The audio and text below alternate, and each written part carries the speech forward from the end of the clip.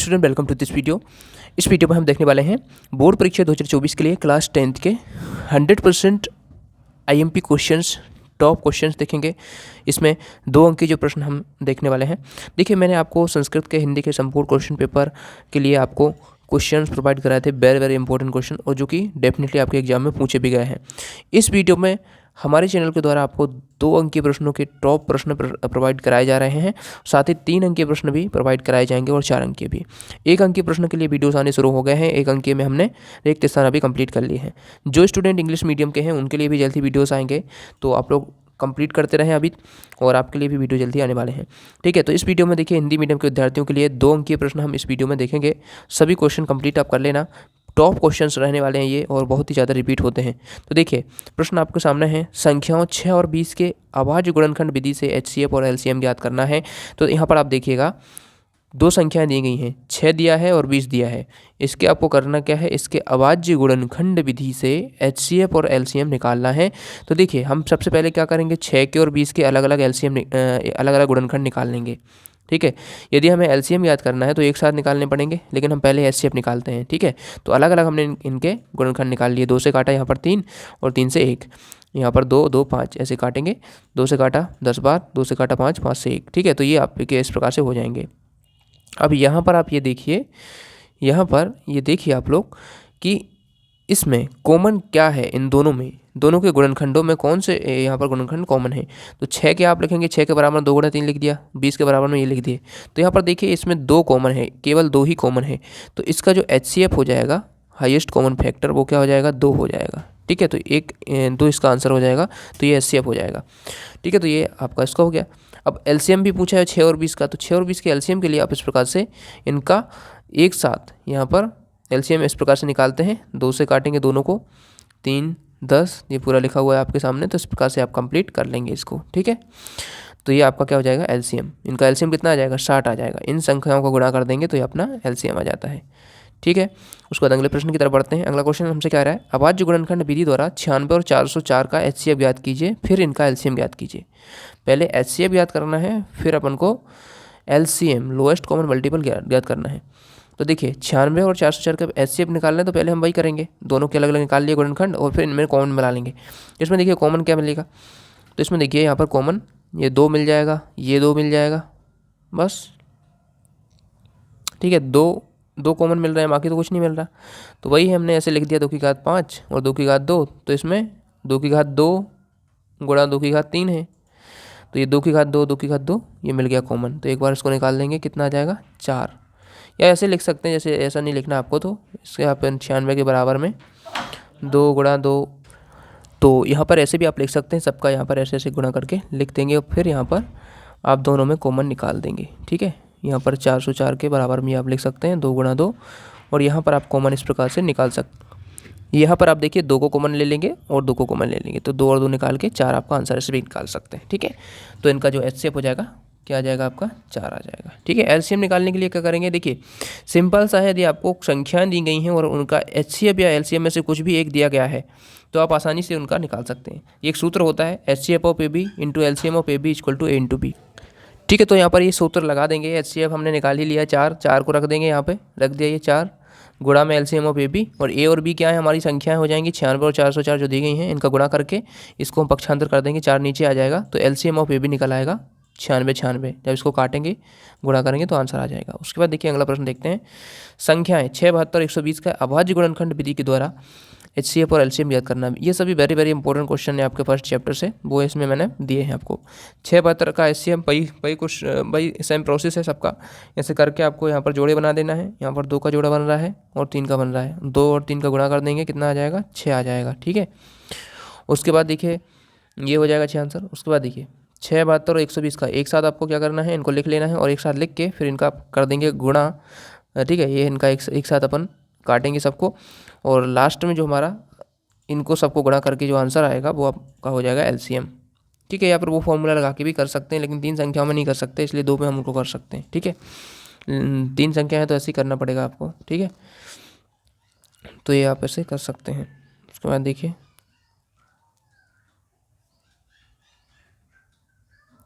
अगला प्रश्न देखिए, चौथा प्रश्न है HCF अब 306 657 दिया है, वेरी वेरी इंपॉर्टेंट क्वेश्चन है। इस पर आप 3 स्टार लगा लीजिए, 4 स्टार लगा लीजिए। वेरी वेरी इंपॉर्टेंट क्वेश्चन है, बहुत बार पूछा भी गया है बोर्ड एग्जाम में भी, और कई बार आपकी त्रैमासिक छमाही परीक्षा में पूछा गया है। तो देखिए 2 संख्याएं, वही फॉर्मूला इसमें लगेगा। इसमें 2 संख्याएं 306 657 का इसमें HCF दिया है 9, तो LCM आपको ज्ञात करना है। तो देखिए हमें ये दिया है, LCM पता नहीं है। यहाँ पर A कितना है, 306 है, B इसमें 657 है। और अब हम फॉर्मूला लगा देंगे HCF of AB into LCM of AB equal to A into B. A into B मतलब 657 और 306 इनका गुणा कर देंगे। ठीक है, हमें ये तो दिया ही गया है, 9 दिया है क्वेश्चन पेपर में, तो ये 9 रख देंगे यहाँ पर। ठीक है, गुणा करके LCM ऑफ 306 657 कर देंगे, और इन दोनों संख्याओं को जो दी गई हैं उनका गुणा कर देंगे। फिर जब यहाँ पर इसको पक्षांतर करके 9 को नीचे पहुँचा देंगे, भाग में पहुँच जाएगा, यहाँ से काट देंगे 34 657 को गुणा कर देंगे, 22,338 का आंसर आ जाएगा। अगला क्वेश्चन देखिए, 140 के अभाज्य गुणनखंडों के गुणनफल के रूप में व्यक्त करना है इनको, 140 को। ठीक है, तो देखिए कर देंगे ऐसे करके, आपको बस 2 गुणा 2 गुणा 5 गुणा 7 ये उसके हो जाएंगे आंसर। ठीक है, अगला प्रश्न देखिए, सिद्ध कीजिए कि √3 एक अपरिमेय संख्या है। सॉरी, देखिए √3 हो, √5 हो, कोई भी हो, इसी तरीके से सभी क्वेश्चन आपको सॉल्व करना है। ये बहुत इंपॉर्टेंट क्वेश्चन है, पूछा जाता है बार बार क्वेश्चन। ठीक है, तो देखिए आप क्या करेंगे, सबसे पहले हमको मान लेना है कि √3 एक परिमेय संख्या है, इसके विपरीत मान लेना है। इसमें क्या करना है, सिद्ध हमें अपरिमेय संख्या सिद्ध करना है, लेकिन हम ऐसा मान लेते हैं कि ये परिमेय संख्या है। तो परिमेय संख्या जब हम मान लेंगे तो ये P/Q के रूप में होती है परिमेय संख्याएं, जहाँ पर P और Q सहअभाज्य गुणांक हैं। मतलब P और Q ऐसे सहअभाज्य गुणांक हैं, मतलब कि वो तो या तो स्वयं से ही कटेगा P, या 1 से कटेगा। मतलब कि उसमें 1 से भाग जाएगा या खुद से जाएगा। मान लो P 2 है, ठीक है, तो 2 केवल 2 से ही कटेगा, ठीक है, और केवल 1 से कटेगा।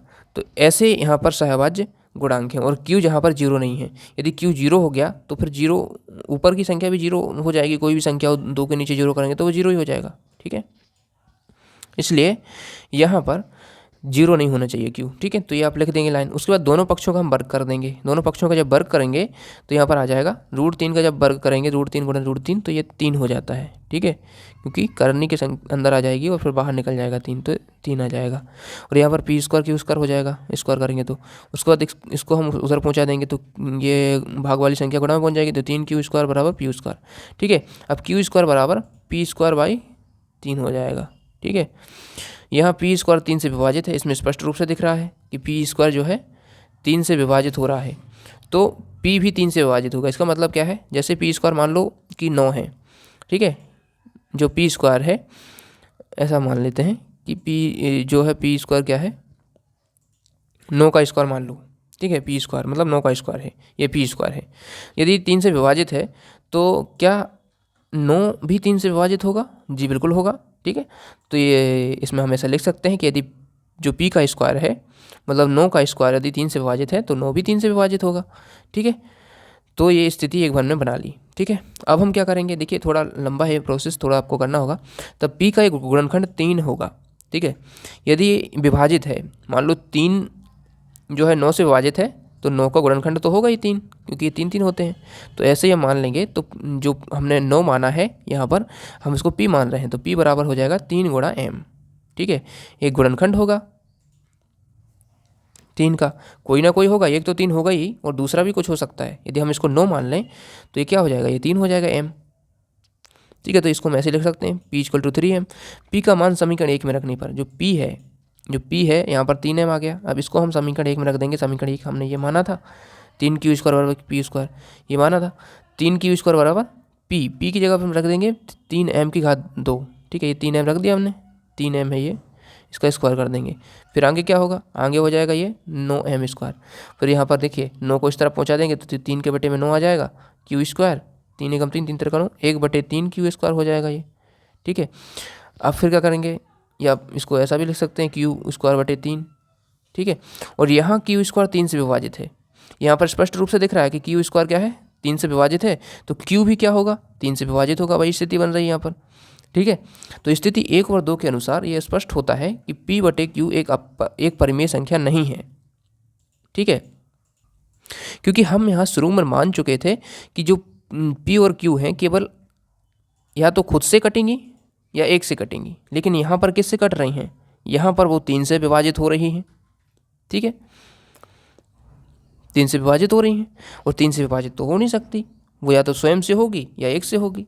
अब वो पी बटे क्यू कुछ भी हो सकती है, लेकिन इसमें तो ये दिख रहा है कि वो 3 से भी विभाजित हो रही है पी, और यहाँ पर ये कितने से विभाजित हो रही है, यहाँ से पी भी जो है 3 से विभाजित हो रहा है। ठीक है, तो इसलिए हमने जो माना था वो गलत सिद्ध हो जाएगा। इसलिए पी बटे जो क्यू है वो क्या हो जाएगी, हमारी परिमेय संख्या नहीं होगी। ठीक है, यह परिमेय संख्या होगी, इस प्रकार सिद्ध कर सकते हैं। अगला देखिए, एक द्विघात बहुपद ज्ञात करना है जिसके शून्यकों का योग तथा गुणनफल आपको दिया है √2 और 1/3। तो देखिए इसको सिंपल सा करना है, बस ये आपको याद रखना है, x² + bx + c है, और ये हमने मान लेंगे द्विघात बहुपद जिसके शून्यक अल्फा बीटा है। तो अल्फा प्लस बीटा इसमें दिया है √2 और अल्फा इंटू बीटा दिया है 1/3। हम जानते हैं कि अल्फा प्लस बीटा क्या होता है, -b/a होता है इसका formula, alpha into beta c/a होता है। तो अल्फा इंटू बीटा क्या है, c/a 1/3। तो यहाँ से हम देख सकते हैं कि c इसमें 1 हो जाएगा, a 3 हो जाएगा, लेकिन हमें a दोनों जगह कॉमन करना है, क्योंकि यहाँ पर देखिए हमें अल्फा प्लस बीटा √2 दिया है केवल, तो √2 के बराबर में हम लिखेंगे। ठीक है, अल्फा प्लस बीटा है, अल्फा प्लस बीटा बराबर में √2 दिया है, जो कि किसके बराबर होना चाहिए, -b/a के बराबर होना चाहिए। अब हमें तो यहाँ पर a 3 है, तो दोनों जगह 1 से करना पड़ेगा a को, तो दोनों जगह 1 से करने के लिए हम इसमें 3/3 से गुणा कर देंगे, तो जिससे कोई फर्क तो पड़ेगा नहीं। ठीक है, √2 में 3/3 से गुणा करेंगे तो कोई फर्क नहीं पड़ेगा, क्योंकि इसका मतलब तो अंततः एक ही होना है, इसलिए ऐसा हम कर देंगे। तो ये हमारा 3√3/3 हो जाएगा।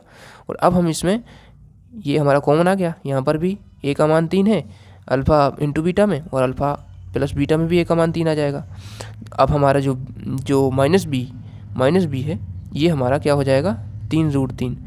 ठीक है, और हम यदि b का मान निकालना चाहते हैं तो इस माइनस को उधर पहुँचा देंगे, तो -3√3 आ जाएगा इसका मान। अरे इसमें 2 है, -3√2। ठीक है, ये वाला, तो ऐसे कर लेंगे। अब ये हमारे सभी मान आ जाएंगे, तो इनको हम रख देंगे इसमें ax² + bx + c में। तो यहाँ पर रख दिया, a की जगह पर क्या रख देंगे, a की जगह पर 3 रख देंगे, 3 रख दिया, b की जगह पर -3√2 रख देंगे, और c तो 1 है ही। इसके प्रकार से आपका आंसर हो जाएगा। ठीक है, अगला प्रश्न देखते हैं। एक द्विघात बहुपद ज्ञात कीजिए जिसके शून्यकों का योग और गुणनफल -3 और 2 है। वही सेम प्रोसेस है, वही करना है आपको। बस यदि सेम दोनों जगह a का मान एक जैसा नहीं आ रहा है तो उसको कॉमन करना है आपको। यदि कॉमन आ रहा है तो कोई दिक्कत नहीं है, तो वैसे भी कॉमन आ रहा है, क्योंकि देखिए √3 को अब 3/1 लिख सकते हैं, यहाँ पर 2 को भी 2/1 लिख सकते हैं, और यहाँ पर a का मान कितना आ गया, 1, a का मान यहाँ पर भी 1 है, तो a का तो कॉमन है, सही है, तो a का मान a आ जाएगा। b का मान क्या आ जाएगा, b का मान -b बराबर -3, तो -b बराबर -3 कट जाएगा माइनस माइनस। ठीक है इनका, तो ये b बराबर सिंपल 3 आ जाएगा, और c बराबर तो यहाँ स्पष्ट रूप से दिख रहा है 2। ठीक है, उसके बाद इसमें रख देंगे मान, तो आंसर जो आ जाएगा ये आ जाएगा x² + 3x + 2। ठीक है, अगला प्रश्न देखिए, द्विघात बहुपद है, इसके शून्य ज्ञात करना है। शून्य ज्ञात करने के लिए क्या करना है, x² - 3x - 10 के गुणनखंड करेंगे 10 यहाँ पर है, तो हमें सोचना है ऐसी संख्या जो गुणा करने पर क्या आए, 10 आए, और घटाने पर 3 आए, क्योंकि यहाँ पर माइनस लगा हुआ है। ठीक है, तो 5 और 2 ऐसी संख्या है, 5 में से 2 घटाएंगे 3 आ जाएगा, और गुणा करेंगे तो 10 आ जाएगा। ठीक है, जैसे लिख लेंगे 5 - 2, और फिर इसको कर देंगे यहाँ पर x का गुणा, तो 5x, इसका 2x, ये माइनस का भी गुणा होगा तो ये प्लस हो जाएगा यहाँ पर बाहर निकल के, या आपका आ जाएगा x² - 5x + 2x - 10। फिर यहाँ पर कॉमन ले लेंगे x को, तो ये x यहाँ पर -5, फिर +2 को कॉमन लेंगे तो यहाँ पर x - 5। ऐसे करके आपके ये आपके x के गुणनखंड आ जाएंगे, इसके बराबर हम 0 लिख के आप शून्य निकाल सकते हैं। ये हमने 0 कर दिया, तो ये पक्षांतर होकर -2 और ये 5, ये आंसर हो जाएंगे। ठीक है, बहुपद x² - 3 के शून्य ज्ञात करना है, तो इसके शून्य दिए गए बहुपद के गुणनखंड करने पर गुणनखंड करेंगे। अब यहाँ पर हम क्या करेंगे, जो 3 है, 3 को हम √3 लिख सकते हैं, नहीं √3 का स्क्वायर लिख सकते हैं। हमने अभी देखा था कि √3 गुणा √3 क्या होता है, 3 होता है, तो हम √3 का स्क्वायर कर सकते हैं इसको, तो हमारी ये इक्वेशन बन जाएगी a² - b² बराबर a + b a - b। ठीक है, तो ये सर्व समीकरण से हम निकाल देंगे x + √3 x - √3। ठीक है, तब इसके शून्य क्या होंगे, इसके बराबर हम 0 निकाल के पक्षांतर करके x बराबर -√3 और 1 बराबर +√3, ये आंसर आ जाएंगे। ठीक है, इनके शून्य क्या जाएंगे, -√3 और √3 हो जाएंगे। एक द्विघात बहुपद ज्ञात कीजिए जिसके शून्य का योग तथा गुणनफल क्रमशः 1 और 1 हो। ठीक है, एक द्विघात बहुपद ज्ञात कीजिए जिसके शून्यकों का योग तथा गुणनफल इसमें 1 और 1 दिया है। वही प्रोसेस है, पूरा वही करना है आपको, कुछ नहीं करना है, ये तो बहुत ही सिंपल है। ठीक है, यहाँ पर आपको दिख रहा है स्पष्ट रूप से ए, इसमें 1 हो जाएगा, ए यहाँ पर कॉमन है तो कोई दिक्कत नहीं है, आपको कुछ करना नहीं है। बी दिख रहा है, -1 कर देंगे क्योंकि -b बराबर 1 है, तो b बराबर ये माइनस उधर चला जाएगा तो -1 हो जाएगा। c बराबर तो 1 दिख ही रहा है आपको। ठीक है, वही रख देंगे यहाँ पर इस समीकरण में, तो ये आपका आंसर आ जाएगा। ठीक है, उसके बाद द्विघात बहुपद का शून्य ज्ञात, इसका शून्य के 2 है तो k का मान ज्ञात करना है। ठीक है, तो पहले तो हम द्विघात बहुपद लिख लेते हैं, px बराबर x² + 3x + k, यानी कि x का मान यदि रखेंगे तो इसका पूरा का मान क्या आ जाएगा, 0 आ जाएगा। ठीक है, x का यहाँ पर 2 रखेंगे तो पूरे इस समीकरण का मान 0 आ जाएगा, वही शून्य होता है। तो हमने रखने पर ऐसा किया। ठीक है, 2 की घात 2, 3 × 2 + k बराबर 0, तो इसके बराबर हम 0 कर देंगे। 6 × 4 = 10, 10 + k बराबर 0, k बराबर -10, क्योंकि ये माइनस में पहुंच जाएगा तो k का मान -10 आ जाएगा। अगला क्वेश्चन है वेरी वेरी इंपॉर्टेंट, विलोपन विधि से हल करना है। ये आप देख लीजिए, 3x + 4y बराबर 10 है, 2x - 2y बराबर 2 है। तो विलोपन विधि से हल करने पर ये आपका आ जाएगा 3x + 4y बराबर 10, 2x - 2y बराबर 2। समीकरण 1 में से 2 से, समीकरण 1 में 2 से व समीकरण 2 में 3 से गुणा करने पर, यानी हमको यहाँ पर जो शुरुआत में है ये इनको एक सा बनाना है। तो हम क्या करेंगे, यहाँ पर 2 है, यहाँ पर 3 है, तो ऊपर नीचे इनका गुणा कर देंगे। ठीक है, हमने गुणा कर दिया, यहाँ पर 2 से कर दिया, यहाँ पर 3 से कर दिया, तो 2 से करेंगे पूरे समीकरण में, फिर 3 से कर देंगे इसमें, तो ये आपकी संख्या क्या आ जाएंगी, ये आ जाएंगी। और यहाँ पर देखिए, ये हम यहाँ पर चिन्ह बदल देंगे, चिन्ह बदल दिया तो ये प्लस माइनस कट जाएंगे, ये 14 हो जाएंगे, या 20 में से 6 14 हो जाएंगे, y बराबर 1 आ जाएगा, क्योंकि y बराबर 14/14, ये पक्षांतर होगा तो 1 मान आ जाएगा। ठीक है, y का मान समीकरण 1 में रखने पर ये आपका आंसर 2 आ जाएगा। ठीक है, अगला भी प्रश्न देख लीजिए, प्रतिस्थापन विधि से है। इसमें क्या करना होता है, समीकरण 1 से ले लिया हमने। ठीक है, समीकरण 1 से हमने x का मान निकाल लिया। ठीक है, ये आ गया, x का मान समीकरण 2 में रख देंगे तो बस आंसर आ जाएंगे आपके। फिर हमें y का मान समीकरण जो हमने बनाया था ये वाला, इसमें रख देंगे तो x का मान आ जाएगा। ठीक है, तो बहुत ही सिंपल है, आप देखते जाइए, वैसे बन जाएंगे आपसे ये क्वेश्चन। अगला देखिए, वेरी वेरी इंपॉर्टेंट क्वेश्चन है, a1/a2, b1/b2 और c1/c2 की तुलना करने पर एक से समीकरण में आपको बताना है कि युग्म संगत है या असंगत। ठीक है, संगत कैसे होते हैं, असंगत कैसे होते हैं। ठीक है, तो देख लीजिए, ये आप पूरा ऐसे लिख लेंगे, इसमें देख लीजिए, ये आप समीकरण बना लेंगे, 1 बन गया इसका। ठीक है, इसको इस तरफ लाएंगे तो ये -8 हो जाएगा, बराबर में 0 हो जाएगा। ठीक है, इसलिए ऐसे इसको कर देंगे तो ये 2 समीकरण आपके बन गए। इसमें आपको दिख रहा होगा a, ये b1, ये c1, a2, b2, c2। ठीक है, तो a1/a2 2/4, b1/b2 हो जाएगा -3/6, जो कि 1/2 ही आने वाला है। c1/c2 -8/-9, ये कट जाएंगे तो 8/9 ही हो जाएगा। हालांकि इस प्रकार से देखिए, तो यहाँ पर देखिए कौन सी स्थिति बन रही है, a1/a2 बराबर b1/b2 बराबर c/c2। तो यदि कोई हल नहीं है तो रेखाएं क्या होगी, असंगत होंगी। ठीक है, मतलब रेखाएं समांतर होंगी और रेखिक समीकरण का युग्म जो होगा असंगत होगा। ठीक है, मैंने आपको कल ऑब्जेक्टिव क्वेश्चन में बताया था, ये पूरा बताया था, a1/a2 बराबर नहीं b1/b2 होता है तो क्या होता है, तीनों बराबर हों तो क्या होता है, ये ऐसी स्थिति हो तो क्या होता है।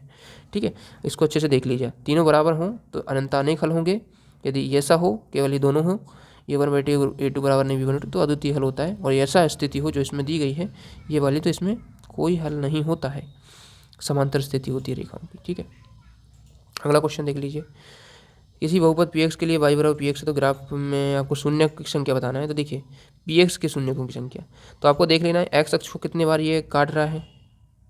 तो देखिए, 1 बार काटा, 2 बार इधर काटा, 3 बार काटा, तो 3 शून्य हो जाएंगे। ठीक है, ऐसे ही इसमें देख लेना है। यदि कभी y का पूछ ले, और यहाँ पर देखना किसका पूछ रहा है, यहाँ पर y का पूछ रहा है कि x का। यदि y का पूछे तो y में तो 1 ही बार टकराया है ये, तो इसलिए इसमें 1 हो जाएंगे, y के पूछे तो। द्विघात बहुपद x² + 7x + 10 के शून्य ज्ञात कीजिए और शून्य को गुणांक के बीच संबंध की सत्यता कीजिए, जांच कीजिए। सबसे पहले इनके गुणनखंड निकाल लेंगे, गुणनखंड जो इनके आएंगे, फिर इनसे शून्य निकाल लेंगे। बहुत ही सिंपल है, आपने किए होंगे क्वेश्चंस। तो देखिए, यहाँ पर x + 2x + 5 आ जाएंगे शून्य इनके गुणनखंड, तो इससे शून्य का आएंगे -2 -5। अब इनका योग करना है शून्यकों का, जो कि क्या होता है, शून्यकों का योग कितना है अपना, -5, 2 - 5, ये -7 आ जाएगा। ठीक है, अब ये शून्यकों का योग, इसके हम संबंध की सत्यता कैसे करते हैं, -b/a से करते हैं। तो -b माइनस लगा देंगे, b क्या है इसमें समीकरण में देख लीजिए, b क्या है, यहाँ पर b देख लीजिए, b क्या है, 7 है। तो माइनस लगा के ये 7 हो जाएगा। बटे में ए क्या है, ए अपना एक्स के गुणांक है, एक्स का गुणांक क्या है 1 है, तो ये -7 आना है। ठीक है, -7। तो इसमें देख लीजिए -7 दोनों सत्य हैं, एक ही जैसे आ रहे हैं। ठीक है, यहाँ पर भी हमने निकाला तो ये -7 आ रहा है, यहाँ पर भी -7 आ रहा है, जो कि सत्य है।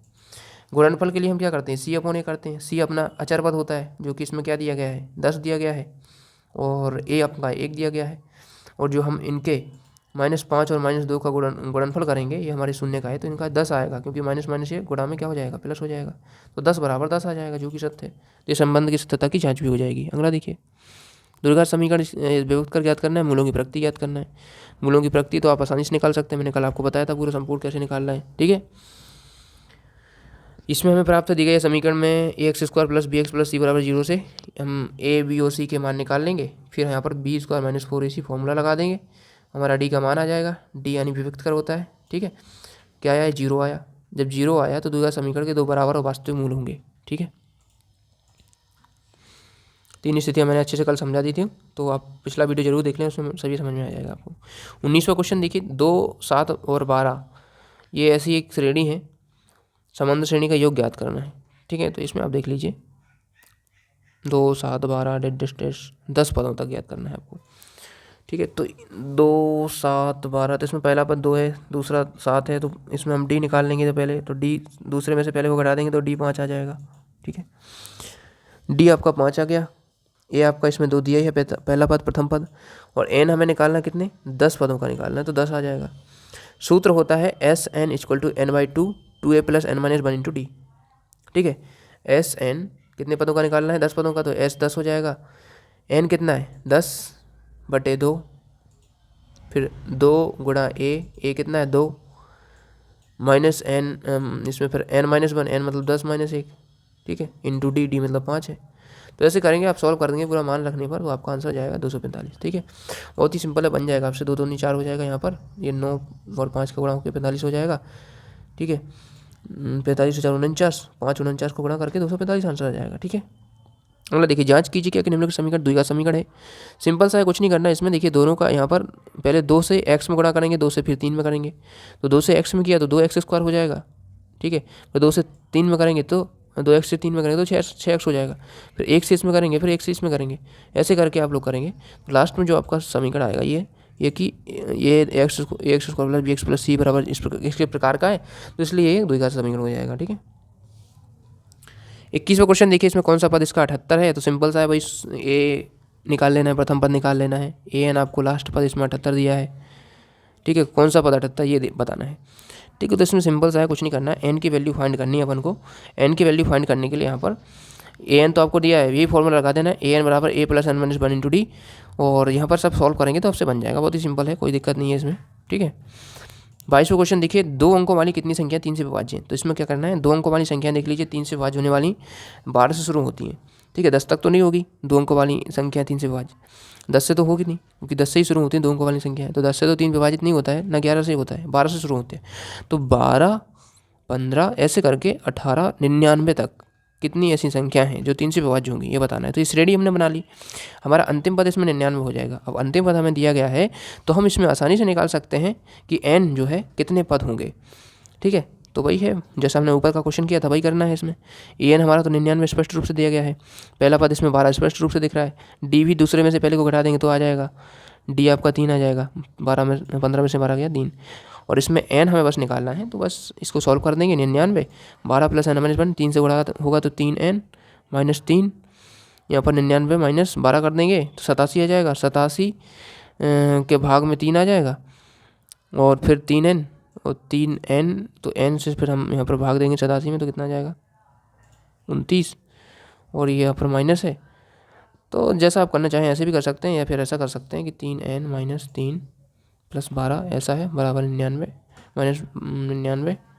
तो 99 से इसको घटा देंगे इस तरफ ला के, तो 99 से ये घटेगा तो कितना हो जाएगा 87 बराबर में 3n - 3। अब 87 में ये प्लस का कर देंगे तो 87 88 89, ये 3 में हो जाएगा 7 3 10 90 हो जाएगा। 90 बराबर में हो जाएगा 3n, और 3 से इसको काट देंगे तो 30 आ जाएगा इनका वैल्यू। ठीक है, ऐसे कर सकते हैं। दो बिंदुओं का योग में P 0 0 है और यहाँ पर Q यहाँ पर 3 4 है, किस दूरी ज्ञात करना है। तो सूत्र है इसका PQ x2 माइनस x1 का स्क्वायर y2 माइनस y1 का। x2 क्या है इसमें, x1 y1 x2 y2, ठीक है। तो x1 इसमें क्या है, x1 0 है, x2 कितना है 3 है। तो ऐसे सब वैल्यू रख देंगे तो आंसर आ जाएगा √25 मतलब 5। अब इसमें क्या करना है, इसका मान निकालना है। तो आपको sin 60 का मान कितना होता है, √3 होता है। cos 30 का √3/2 होता है। sin 30 का होता है 1/2। sin 60 का होता है 1/2। ऐसे करके आप लोग कर लेंगे। और यहाँ पर मान रखने पर ये 3 से 3 होगा तो 3 हो जाएगा, 2 2 4 हो जाएगा, प्लस 1/4 हो जाएगा। जोड़ देंगे 4/4 मतलब 1 आंसर आ जाएगा।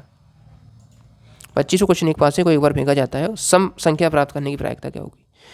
पासे में पता है कि 6 अंक होते हैं, ठीक है। अब उसमें सम संख्या क्या होगी, 1 2 3 4 5 6। तो सम 2 होगी, 4 होगी, 6 होगी, तो 3 होगी। 3 आने की प्रायिकता है सम संख्याएं, तो 3/6 हो जाएगा मतलब 1/2 आंसर आ जाएगा, ठीक है। वही आप लिख देंगे अनुकूल परिणामों की संख्या 3 है, संभव परिणाम कितने हैं 6, तो 1/2 काट देंगे तो आंसर आ जाएगा, ठीक है।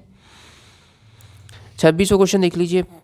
PE यानी घटना के घटित ना होने की प्रायिकता इसमें दी गई है 0.05। तो घटना के घटित होने की प्रायिकता यानी E कितनी होगी, तो जो PE हो जाएगी, इसमें अलग अलग है, इस पर बार चढ़ा है मतलब घटित ना होने की प्रायिकता, और घटित होने की प्रायिकता होती है ये PE।